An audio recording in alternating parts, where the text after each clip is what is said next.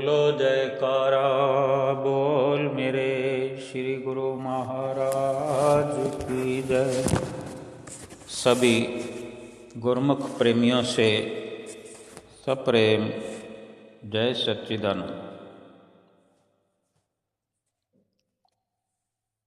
नया साल समाप्त हो गया है। यूं तो हर इंसान दुनिया का चतुर है, सियाना है, बुद्धिमान है, अक्लमंद है और अपने बुद्धि कौशल से इस दुनिया में रह रहा है, समय व्यतीत कर रहा है। और हर कोई हिसाब लगाता होगा, लगाते ही हैं हम। चाहे कोई गरीब है, अमीर है, कोई किसी भी प्रकार का कार्य करता है, बिजनेस करता है, कोई नौकरी करता है, सभी ये हिसाब किताब लगाते हैं कि हमने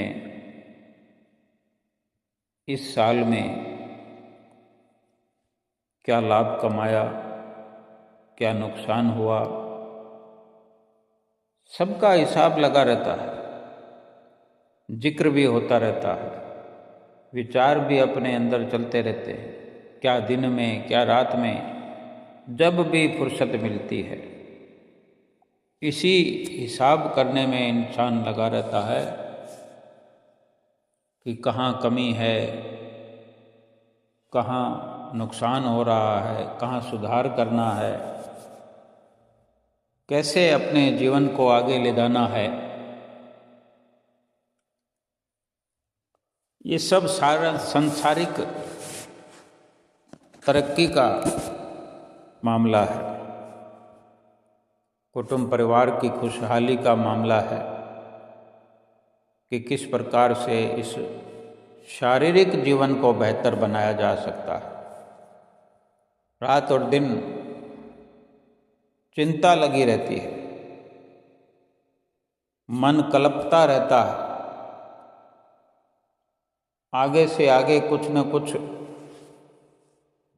सुधार करने के बारे में सोच विचार चलती है।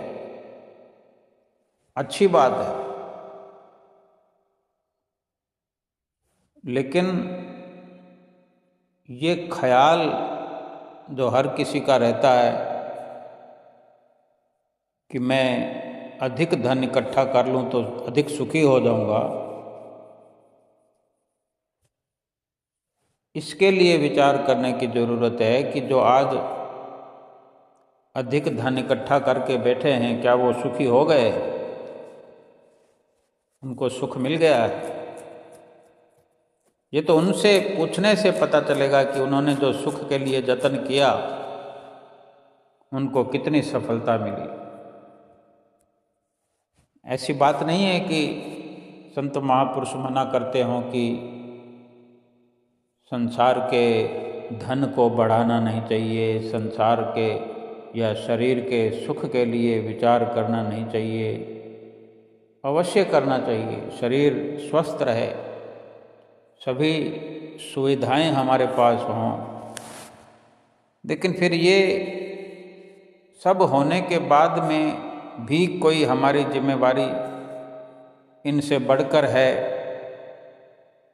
उसके लिए भी विचार करना चाहिए, ख्याल होना चाहिए हमें।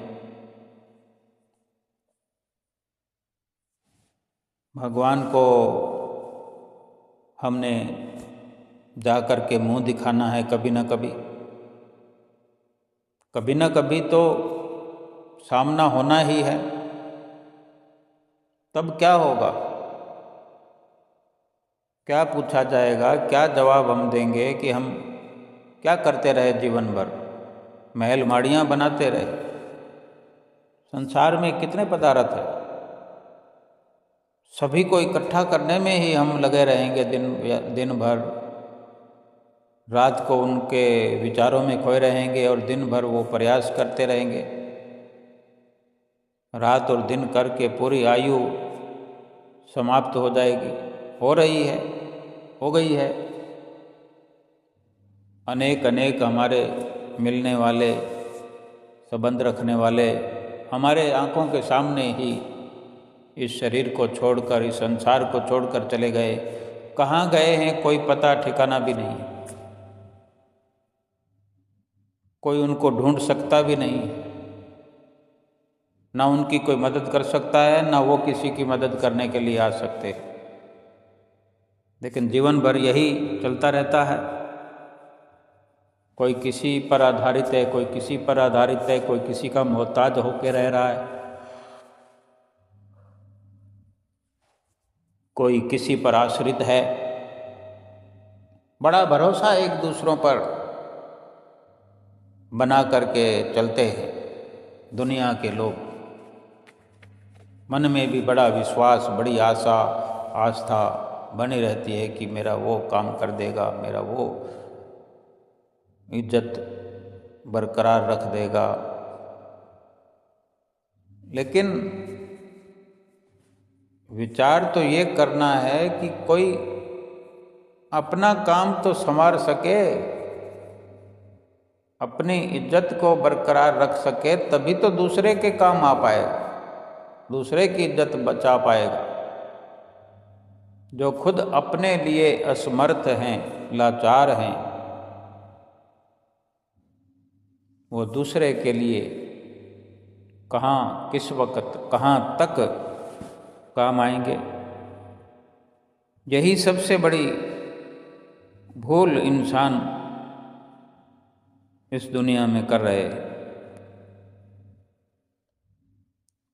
और जो सही मायने में मदद करने वाले हैं, जो हमारे काम आने वाले हैं, जिसकी नज़दीकी प्राप्त करने मात्र से हमारे अंदर शक्ति का भंडार खुल जाता है और ऐसी शक्ति का अनुभव होता है, ऐसे लाभ का जो अवसर है उसको हम हर वक्त अपने हाथों से खो दे रहे हैं, खोते चले जा रहे हैं।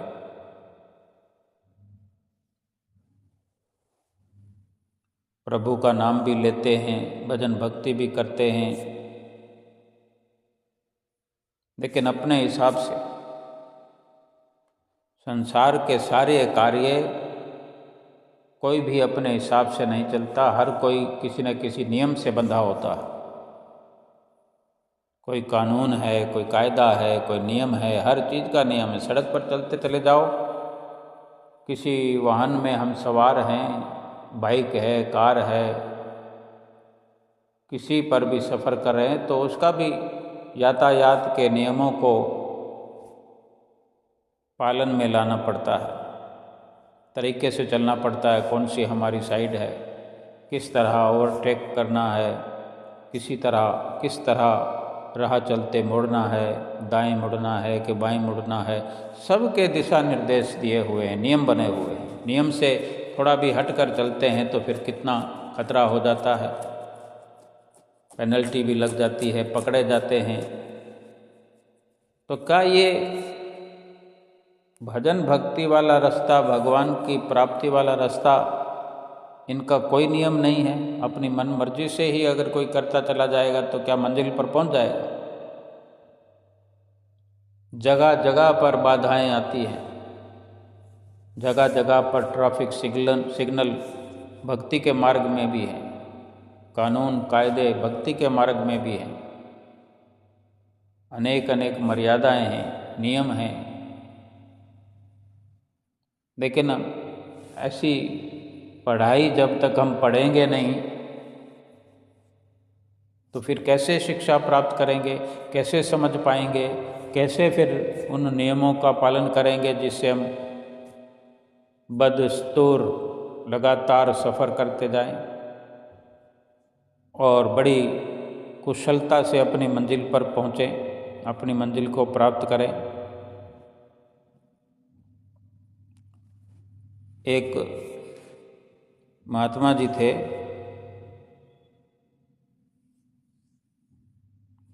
जो किसी विशेष ठिकाने पर नहीं रहते,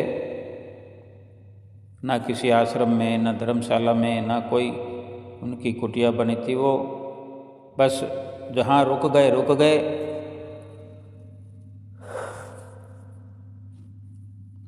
जैसी सुविधा हुई, जैसा वक्त होता था उसी के अनुसार वहीं रुक जाते थे और अपना रात गुजार करके फिर चल पड़ते। जीवन उनका भिक्षाटन से चलता था। जो मिल जाता भिक्षा में, उसको भी उसी को भगवान का प्रसाद समझकर और भोग भगवान का लगाकर ही वो प्रसाद पाते थे। वृंदावन की 2 गोपियाँ जिन्होंने भगवान के दर्शन नहीं किए, कभी मंदिर में नहीं गई, बस उनका काम था दही मक्खन घड़े में भरकर ले जाती थी बाजार में और बेचकर जो कुछ मिलता उसी से अपना गुजारा करती और अपनी गृहस्थी में मस्त रहती। उन दोनों गोपियों ने ये सुन रखा था कि साधु संतों के पास जो झोली होती है, साधु संतों के झोले में भगवान होते हैं। एक दिन दोनों गोपियाँ अपनी दही बेचकर यमुना के नज़दीक आई तो वहाँ क्या देखा कि एक साधु अपनी झोली रखकर संध्या के समय स्नान के लिए, क्योंकि ये अपने अपने मन का भाव है कि सुबह तो स्नान पानी करके भगवान की स्तुति, वंदन, अगरबत्ती, आरती करते ही हैं। शाम को भी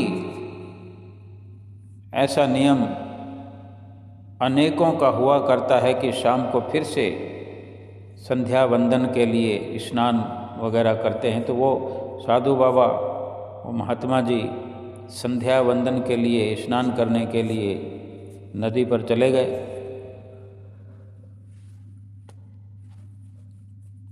वो जो झोड़ा उनके पास है, जो झोली है, वो पेड़ के नीचे उन्होंने रख दी। उनकी झोली को भला कौन उठाएगा? कौन सा उसमें हीरे मोती है?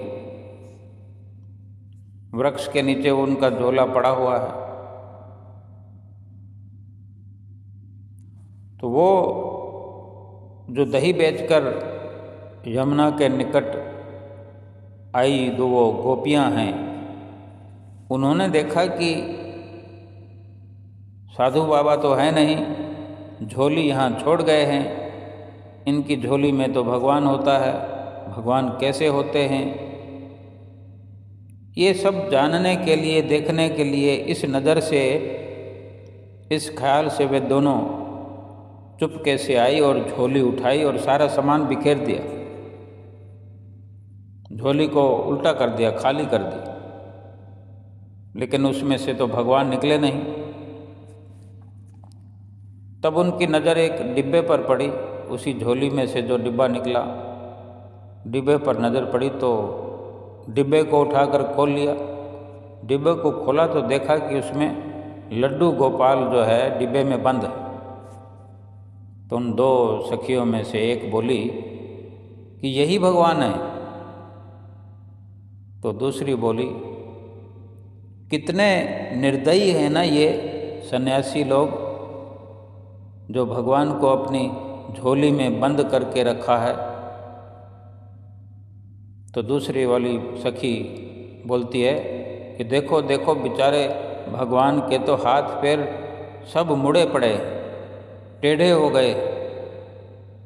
फिर दूसरी बोलती, बेचारे बंद जो पड़े रहते हैं, हाथ पैर सीधे करने की, हाथ पैर हिलाने की जगह भी नहीं है भगवान के लिए, ऐसी डब्बी में बंद कर दिया। अब उनको कभी अवसर मिला नहीं, कोई शिक्षा प्राप्त करी नहीं, भोला भाव है, सीधा स्वभाव है उन गोपियों का।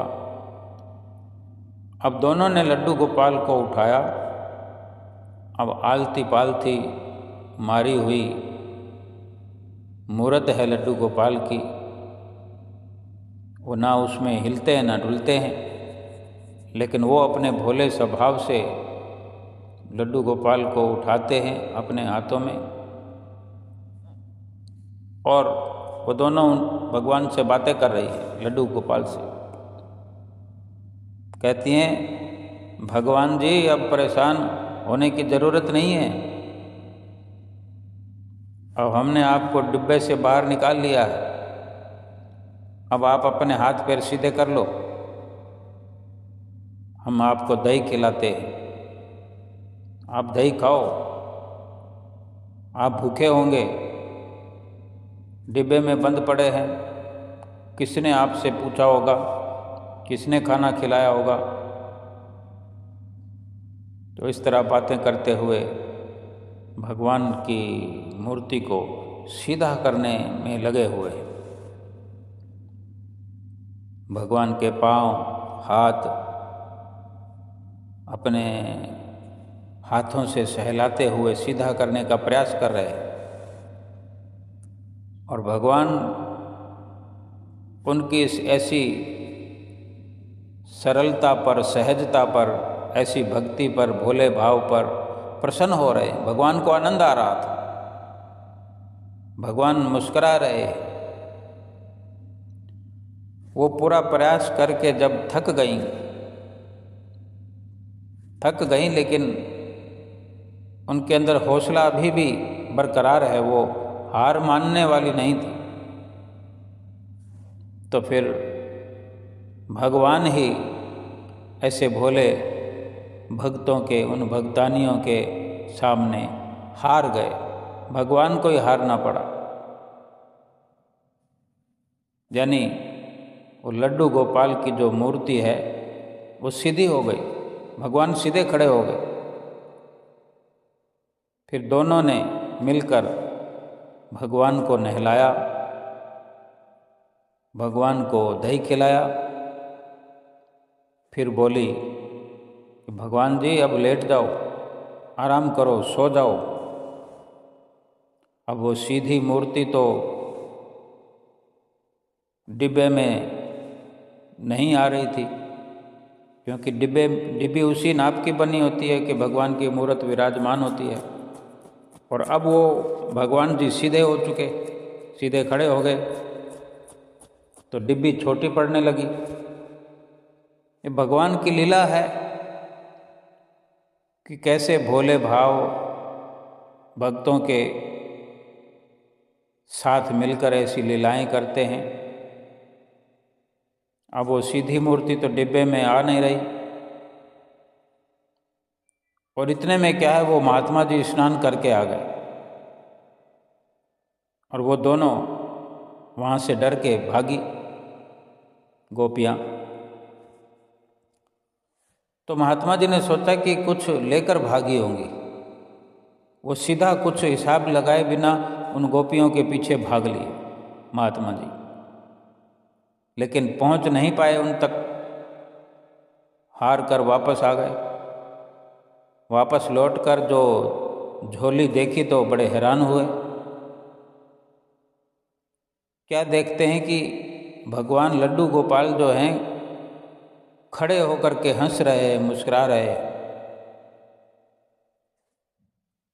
एक पल की भी देर नहीं लगी महात्मा जी को समझने में, सारी बात समझ गए।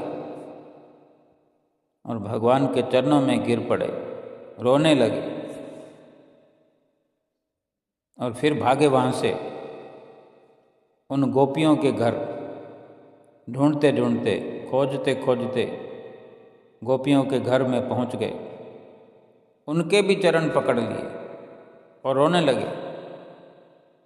कहते हैं महात्मा जी कि धन्य हो तुम दोनों, आज तुम्हारे कारण भगवान के दर्शन मुझे भी हो गए।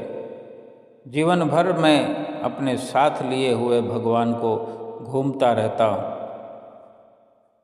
लेकिन कभी इतना सरल आप जितना मैं नहीं बन पाया।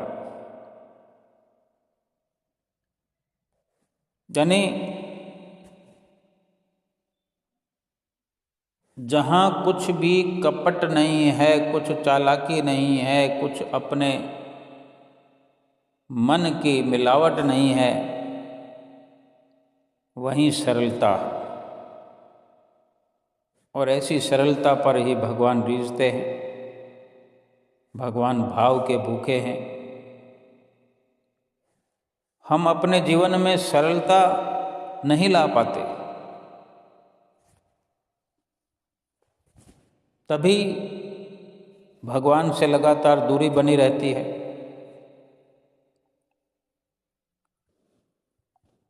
भगवान जो किसी भी रूप में अवतरित हो सकते हैं, किसी रूप को किसी भी वक्त धारण कर सकते हैं, एक ही वक्त में अनेक अनेक जगहों पर, लाखों जगह पर, करोड़ों जगह पर, जितना चाहें वो उतने ठिकानों पर एक साथ, एक ही जगह, एक वक्त पर जब चाहे पहुंच जाते हैं। जहाँ भी हैं वहाँ भी हैं। लेकिन हम ये अपने मन के प्रभाव में आकर के हम अपना एक दायरा बना लेते हैं कि ये कैसे भगवान हो सकते हैं, भगवान तो ऐसा होना चाहिए, भगवान वैसा होना चाहिए। और अनेक प्रकार की हम अपनी मन की विचारधाराओं से ग्रसित होकर के, मन की विचारधाराएं क्या है कि हम संसार को पहले अहमियत देते हैं, संसार के बारे में सोचते हैं, शरीर के बारे में सोचते हैं। भगवान के लिए सबसे लास्ट में विचार आता है। अब उस वक़्त अगर समय है तो ठीक है, नहीं तो फिर चुपचाप सो जाते हैं। और सोचो, जो संसार में फंसा हुआ है, जो संसार में ग्रस्त है, उसको भला भगवान के लिए कहाँ फुर्सत है। बल्कि ये एक विचार चलता रहता है कि भगवान की सेवा करनी है, भगवान की आरती करनी है, भगवान की अगरबत्ती करनी है। भगवान को भला क्या ज़रूरत है कि भगवान को भोग लगाना है। ये सब अपनी ज़रूरत है, ऐसा हमारा भाव नहीं होगा। भगवान से मिलना, भगवान से बातें करना, भगवान से सरल स्वभाव होकर के, सहज भाव से भगवान से अपनी सारी विचारधारा उनके आगे प्रकट करना। जब तक ऐसा हम नहीं कर पाएंगे, तब तक भगवान की दूरी बनी रहेगी। क्योंकि भगवान की दूरी, भगवान से दूरी हम ही ने बना रखी। भगवान जो जब चाहे जहाँ मर्जी प्रकट हो सकते हैं, जिस रूप में आ सकते हैं, जिसके अंदर प्रवेश कर सकते हैं।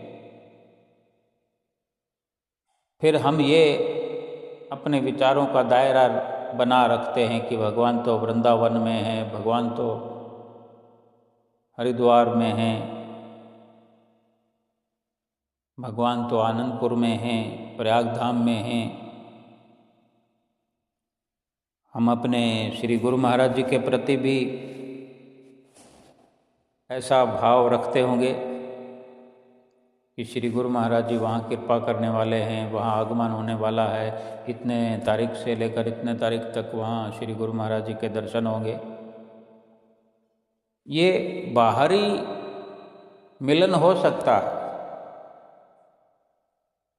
एक ये बाहरी दृष्टि से, बाहरी आँखों से भगवान और भक्त का मिलना हो सकता है, लेकिन सूक्ष्म रूप में तो भगवान हर वक्त हर इंसान के साथ रहते हैं। कोई ऐसी जगह नहीं है, कोई ऐसा ठिकाना नहीं है, कोई ऐसा इंसान नहीं है, कोई ऐसी वनस्पति नहीं है जहाँ भगवान ना हो। लेकिन देखने का अपना एक नज़रिया होता है, समझने का एक नज़रिया होता है। अब उन दोनों गोपियों ने ये सुन रखा था कि भगवान तो संतों के झोले में होते हैं। ठीक है, झोले में होने का भाव उनके अंदर बना हुआ था, लेकिन जो उन्होंने अपने भोले भाव से, सीधे सरल स्वभाव से भगवान को जैसा चाहे उन्होंने बना लिया। भगवान तो हैं ही सरल, लेकिन कोई सरल बन करके भोले भाव से भगवान से मिले तो सही, मूर्ति से ही भगवान को प्रकट कर लिया। ऐसा सरल भाव अगर हर किसी का हो जाए, वो साधु बाबा ढूंढते फिरे फिर उन गोपियों को, और कहा भी मैं जीवन भर झोले में लेकर घूमता रहा लेकिन पा न सका। अब ऐसे अनेक दृष्टांत हमें मिल जाएंगे पढ़ने को, सुनने को, लेकिन उस पर अमल कौन करे? हम भी ऐसा भाव बना रहे कि भगवान तो हर किसी के साथ है, हर कोई साधु बन सकता है, साधु हो सकता है, साधना करो और साधु बन जाओ। अब विचार यही करना है कि मन को साधने में क्या फॉर्मूला है। अब कोई ना कोई तो आधार चाहिए सीखने के लिए, समझने के लिए, और हम तो आधार को प्राप्त कर चुके हैं। सतगुरु का ओट आसरा हमें मिल चुका है। उन्हीं से पूछते जाएं, उन्हीं से सीखते जाएं, और ये जो वक्त का परिवर्तन हमेशा से होता आया है, संसार परिवर्तनशील है, और आज का ये वक्त, ये युग जो इशारा हमें हर वक्त प्राप्त होता है, और ये ग्रंथों में, वाणियों में इस युग के बारे में, इन घड़ियों के बारे में कि कलयुग में कैसा समय होगा, संतों महापुरुषों के सानिध्य में रह कर के केवल मात्र भजन सुमरन करने से ही जीव अपना उद्धार कर लेगा। इस छोटी सी उम्र में, छोटे से वक्त में, ये संतों महापुरुषों की आज्ञा पर चलने का वक्त है। थोड़े से समय के अंदर प्रभु से मिलने का ये अवसर है।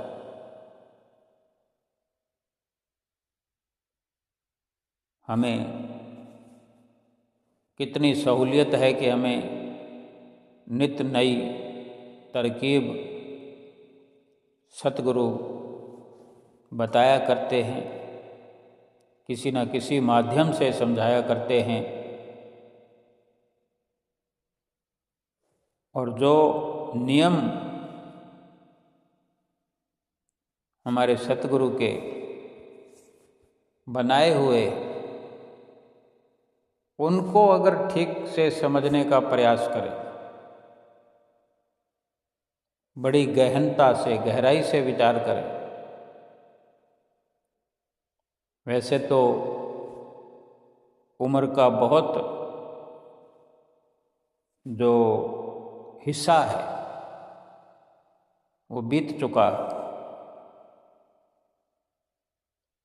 कोई अपनी आधी उम्र खो बैठा है, कोई आधी से ज़्यादा खो बैठा है। लेकिन संतों महापुरुषों के हिसाब से तो कुछ भी कहना ठीक नहीं है, बल्कि ये सोच विचार का विषय है कि कौन कितनी उम्र लेकर के आया है,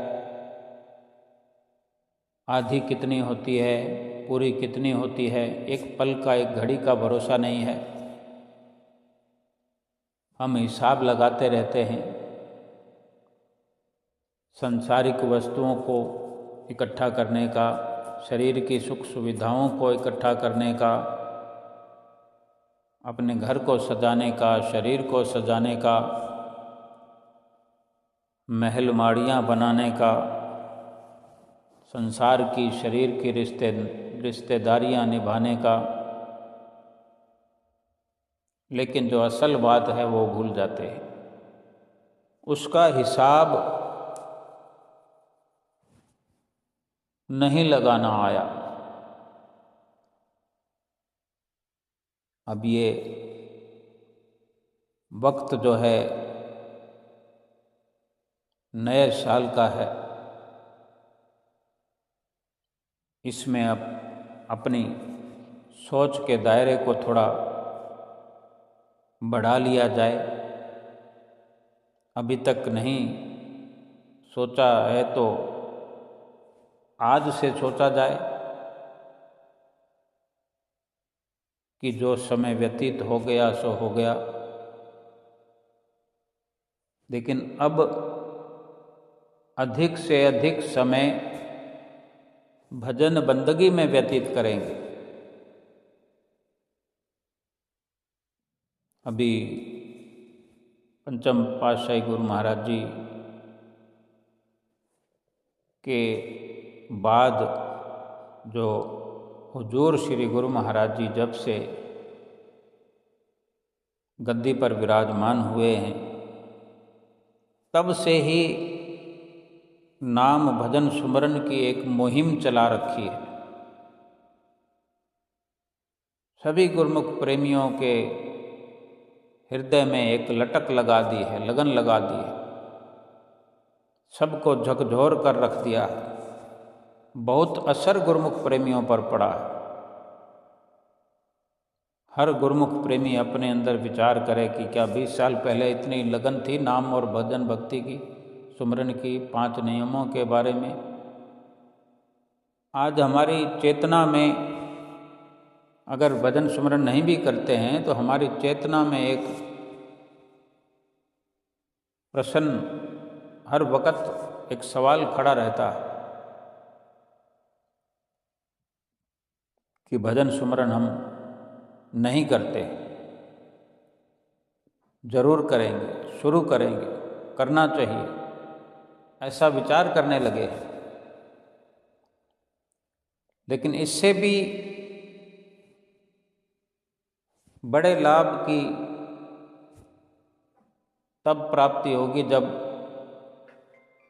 कथनी से करनी में पहुंच जाएंगे। भजन सुमरन की हम शुरुआत कर दें,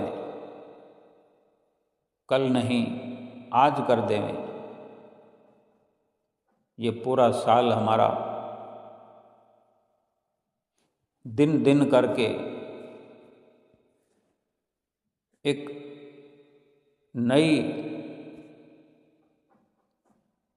बही खाते की, नई रजिस्टर की, नई किताब की एक शुरुआत कर दें। अपने दिल के हर पन्ने पर हम रोज हाजिरी लगाएं, रोज तैयारी करें। जैसे कोई दुकानदारी के लिए रोज़ की रोज़ तैयारी होती है, कौन सा सामान ख़त्म हो गया, कौन सा लाना है, कौन कौन से ग्राहक खाली गए हैं, किस प्रकार से सामान को खरीद कर लाना है, ऑर्डर देना है, दुकान भरी रहे ताकि कोई ग्राहक खाली ना जाए, कहीं से नुकसान ना हो। आंधी हो, बरसात हो,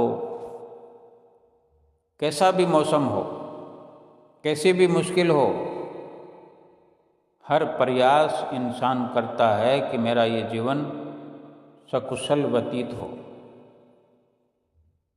कोई भी हानि अपने जीवन में नहीं देखना चाहता, कोई नुकसान का मुंह नहीं देखना चाहता, कोई दुखी होकर के नहीं रहना चाहता, कोई परेशानियों में घिरा नहीं रहना चाहता। लेकिन हो तो यही रहा, जिसे देखो परेशानियों में घिरा है, जिसे देखो दुखी है, परेशान है।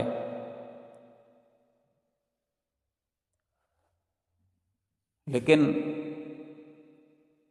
इसका कारण यही है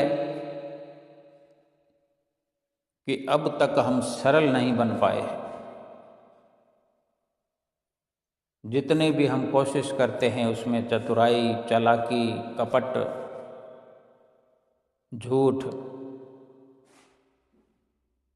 और जिस काम को सबसे पहले करना चाहिए उसको अंत में उसका केवल जिक्र करके छोड़ देते हैं, उस काम को कर नहीं पाते। उस वक़्त इतना आलस गहरा जाता है, इतनी थकान हो जाती है। यानी ये सारी मुश्किलें, सारी दुविधाएं भजन सुमरन में आके रोड़े अटकाती है। 5 नियमों की पालना में ही आकर के सारी दौड़ धूप रुक जाती है, सारा प्रयास यहीं आके ख़त्म हो जाता है। महापुरुष तो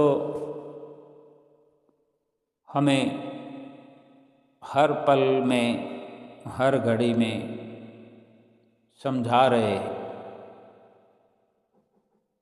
कि वक्त तो यही है, ये संभलने का वक्त भी है, कुछ कर गुजरने का भी वक्त यही है।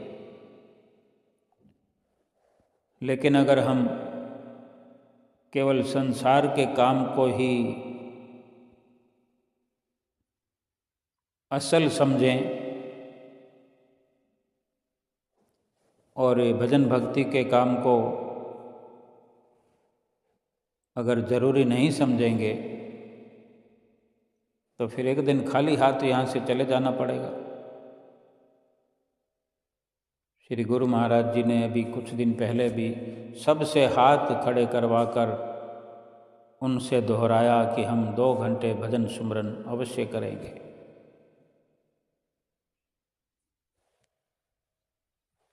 सबसे कहा भी तुम कहो, वादा करो, सबसे वादा करवाया।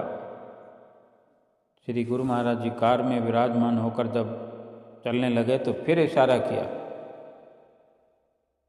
श्री गुरु महाराज जी ने साफ शब्दों में कहा कि गुरुमुख प्रेमी जब यहाँ से जाएं श्री दरबार से, तो घर पहुँचने तक के रास्ते तक ये रटते जाएं कि हम 2 घंटे भजन अवश्य करेंगे, 2 घंटे भजन अवश्य करेंगे। इसी वाक्य को रटते रटते हुए घर जाओ और फिर घर जाके इसका अमल करो। जब भी दर्शन खुलते हैं, जब भी श्री वचन होते हैं, तो कोई ऐसी ना ऐसी कोई नई रचना रचाते हैं। किसी उदाहरण से, किसी माध्यम से वो एक ही हमें सबक पढ़ाना चाहते हैं, सिखाना चाहते हैं।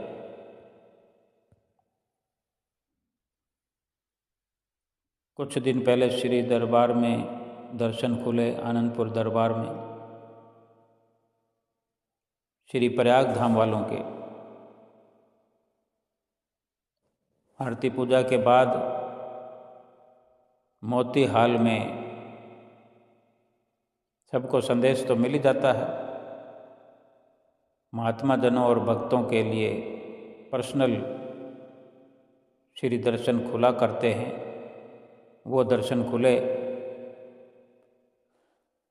श्री गुरु महाराज जी ने वहाँ गुरुमुख प्रेमियों के आने पर, दंडवत करने पर हुक्मनामा फरमाया। हुक्मनामा फरमाते हुए, मुस्कुराते हुए सबको शुभ आशीर्वाद दिया।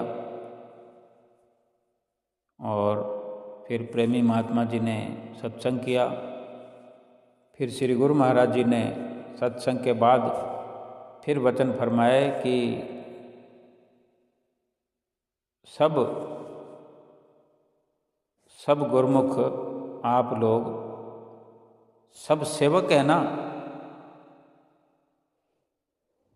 आप सब श्री अनंतपुर दरबार के सेवक हैं ना। तो सब प्रेमियों ने हाथ ऊपर उठा करके, हाथ जोड़ करके विनती करते हुए कहा, जी स्वामी जी। फिर श्री गुरु महाराज ने फरमाया कि जैसा कि अभी महात्मा जी ने सत्संग में बोला है, आप सब ने रोज आरती पूजा में तो पहुंचना ही पहुंचना है। अपना ध्यान श्री गुरु महाराज जी की आज्ञा मौज में लगाना है। और फिर फरमाया, श्री परमहंस दयाल जी श्री गुरु महाराज जी की मौज से आप सब के लिए थोड़ा प्रसाद है, वो सब लेके जाना। प्रसाद तो गुरुमुख प्रेमियों को मिलता ही है, लेकिन एक विशेष प्रसाद उपहार के रूप में श्री गुरु महाराज जी दे रहे थे। सर्दी का मौसम है, इस उपलक्ष्य में वैसे तो मौज है श्री गुरु महाराज जी की।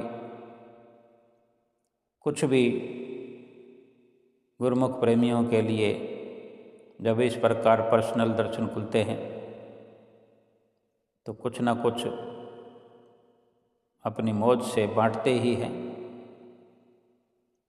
और ऐसा श्री गुरु महाराज जी के वचन सुनकर सबने जयकारे बुलाए। तो सारे महात्मा जनों को भगवा कलर की स्वेटर और सारे भक्तों को वाइट और क्रीम कलर की स्वेटर दी गई। और इस प्रकार 35 मिनट तक लगभग ये अवसर दर्शनों का मिला, श्री वचन सुनने का अवसर मिला, आरती पूजा के लिए हिदायत सुनी, भजन सुमरन के लिए हिदायत दी गई। कितना ध्यान रखते हैं अपने गुरुमुख प्रेमियों का श्री सतगुरुदेव महाराज जी। कुछ भी श्री गुरु महाराज जी करते हैं तो उसमें गुरुमुख प्रेमियों का हित छुपा होता है, भलाई होती है। खास करके भजन भक्ति के लिए जो वचन होते हैं, अब हम विचार करें कि जो भजन सुमरन के लिए इतना जोर देते हैं, 5 नियमों की पालना के लिए इतना जोर देते हैं, तो विचार करो कि कहीं ना कहीं ये वक्त कोई ऐसा आए हमारे जीवन में, कौन जानता है, लेकिन ये इशारा है सतगुरु का अपने सेवकों को और अपने सेवकों के माध्यम से पूरे संसार को, कि यूं तो हर वक्त अच्छा होता है, लेकिन कोई भक्ति नहीं करता है, भजन नहीं करता है, सुमरन नहीं करता है, तो वही वक्त उसके लिए डरावना हो जाता है। कोई ऐसा वक्त आने वाला है जो संसार में फिर एक बार तबाही लाने वाला है। बहुत जल्द ऐसा अवसर आने के लिए दस्तक दे रहा है। जैसे जैसे महापुरुष इशारा करते हैं वैसे वैसे हमको समझना चाहिए कि कोई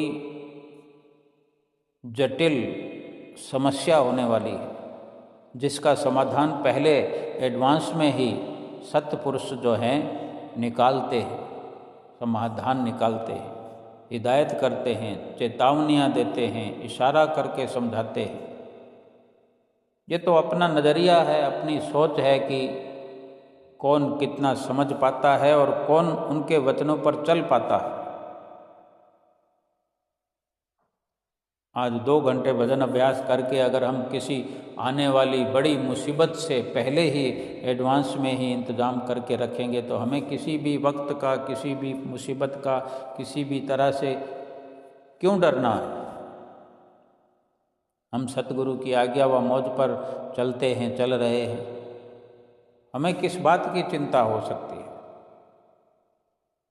क्या परेशानी हो सकती है, क्योंकि परेशानी मिटाने वाले का साथ हमें मिला हुआ है।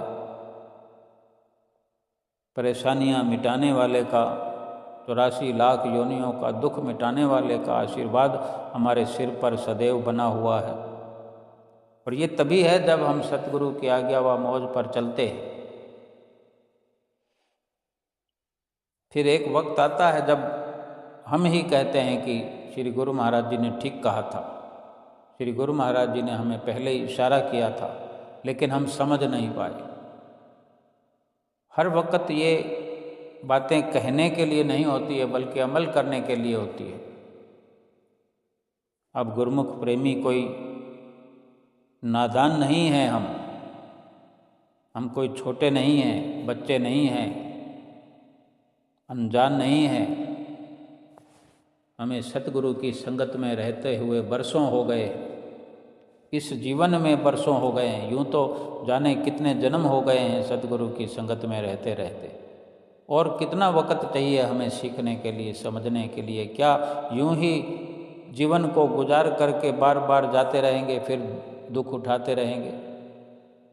महापुरुषों को भी अफसोस होता है, दुख होता है हमें दुखी देखकर। हम अपना समाधान करने में सक्षम हैं। हम अगर सुमरन कर सकते हैं, शुरू कर देते हैं, करने लग जाते हैं, आज्ञा मौज पर चलने लग जाते हैं, तो सतगुरु का काम आसान हो जाता है। क्योंकि जब इस प्रकार से हम एक अमली जीवन बना लेते हैं तो हमारे संगत में आकर, हमारे संपर्क में आकर के और अनेकों लोग भी दुखों से छुटकारा पा लेते हैं। वो भी भजन भक्ति में लग जाते हैं, सतगुरु के दीवाने बन जाते हैं, उनको भी नाम की दीक्षा मिल जाती है। इसलिए आज विचार करने की ज़रूरत है कि वक्त बड़ा गहराई से हमें अवसर देता है। ये जो वक्त हमें मिला है इस जीवन में, ये जो मनुष्य जीवन हमें मिला है, इससे और अधिक गहराई क्या होगी कि खुद इस संसार को रचने वाले, खुद जो करण करवनहार हैं, वो एक मनुष्य रूप में आकर के, एक संत रूप में आकर के हमें अपनी चरण शरण में बिठा करके हमारा मार्गदर्शन कर रहे हैं कि ये रास्ता अच्छा है और ये रास्ता खराब है, ये रास्ता सुख देने वाला है, ये रास्ता दुख देने वाला है, ये रास्ता प्रकाश वाला है, ये अंधेरे वाला है। फिर इससे बढ़कर और दुनिया में कौन समझाने वाला है। हम जो इस अच्छे रास्ते को, अच्छे विचार को, इस प्रकाश को पीठ दे करके अगर अंधेरे में सफ़र करेंगे, बुरे रास्ते पे चलेंगे, फिर नुकसान तो हमारा ही है। ये जीवन समाप्त हो जाएगा, दोबारा मिलेगा नहीं। भक्ति के बिना तो दोबारा जीवन नहीं मिलेगा। अगर कोई राजा के पद पर भी हो, जीवन में भक्ति नहीं हो, भक्ति का विचार नहीं हो, भजन सुमरन नहीं हो, सतगुरु की शरण नहीं हो, तो राजा होकर भी अगला जन्म गधे का मिलेगा। ये महापुरुषों के वचन हैं, वाणियों में वचन हैं, वेदों में, शास्त्रों में। परम संत कबीर साहब जी ने अपनी वाणी में वर्णन किया है कि कबीर गुरु की भक्ति बिना राजा गधा होए, माटी ढोए कुंभार की घास न डारे कोई। फिर गधा बन करके रात और दिन मिट्टी ढोते रहेंगे और घास भी वो कब डालेगा नहीं डालेगा, भूखे मरेंगे। इंसान का जीवन तो छोड़ो, जानवर भी बनेंगे तो उसमें भी क्या पता भक्ति के बिना हमें भूखों मरना पड़े। आज जानवर हमारे सामने देख रहे, गली गली घूम रहे हैं, कितने प्रकार के जीव जंतु हैं, क्या उनको खाने को मिलता है, कौन उनको पूछता है। फिर कौन उस वक़्त उनका सहारा बनेगा, फिर तो वो भोगना है। क्योंकि मनुष्य जीवन ही ऐसा है जो भोगता भी है और करता भी है। भाई साथ में हम पिछले जन्मों के दुख भोग भी रहे हैं और आगे के लिए कर सकते हैं श्रेष्ठ कर्म ऐसे कि पिछले भी हम यहाँ आसानी से भोग लें और आगे के लिए हमारा बही खाता साफ हो जाए और आत्मा का कल्याण हो जाए।